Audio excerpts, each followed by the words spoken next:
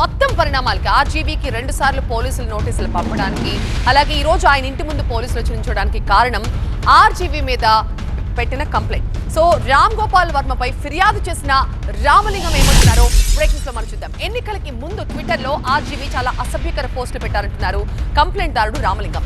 CM Chandrababu, deputy CM Pawan Kalyan, మంత్రి లోకేష్ ఫోటోలని morphing చేసి ఆర్జీవీ పోస్టులు పెట్టారని, అందుకే పోలీసులకు ఫిర్యాదు చేశా అంటున్నారు.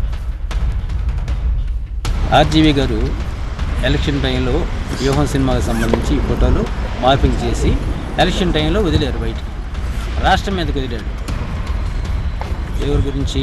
నారా చంద్రబాబు నాయుడు గారి ఫోటో, లోకేష్ బాబు గారి ఫోటో, పవన్ కళ్యాణ్ గారి ఫోటో వెళ్ళి మార్పింగ్ చేసి కింద కాటన్ బ్యాగ్స్ ని తయారు చేస్తూ సంవత్సరానికి 7 లక్షలు సంపాదిస్తున్నారు. మీరు వీరి నుండి ఈ బిజినెస్ గురించి నేర్చుకోవాలా? అయితే ఫ్రీడమ్ యాప్ ని డౌన్లోడ్ చేసుకోండి.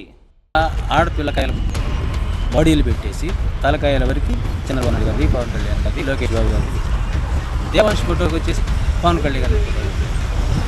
ఇవి చాలా చూడడానికి చాలా వల్గర్గా ఉన్నాయి సార్ ఫొటోస్. ఆ స్థాయిలో ఉన్న వ్యక్తుల్ని ఆ రకంగా ఫోటోలు పెట్టేసి రాష్ట్రం వదలటం అనేది సరైన పద్ధతి కాదు. దానివల్ల ఏంటంటే మాకు ఎలక్షన్లో కొంత మాకు ఏదో చెడు జరిగిద్ది అనే ఆలోచనతో ఆ టైంలో అతను వదిలాడు. ఆ టైంలో అతన్ని మనం పనిష్ చేయించడం కరెక్ట్ కాదని చెప్పేసి మేము ఆ టైంలో ఆగాము. ఈ మధ్య కాలంలో కూడా ఇది వస్తూనే ఉన్నాయి, చూస్తూనే ఉన్నాము. అందుకని చెప్పేసి కేసు పెట్టడమే కరెక్ట్ అని చెప్పేసి మేము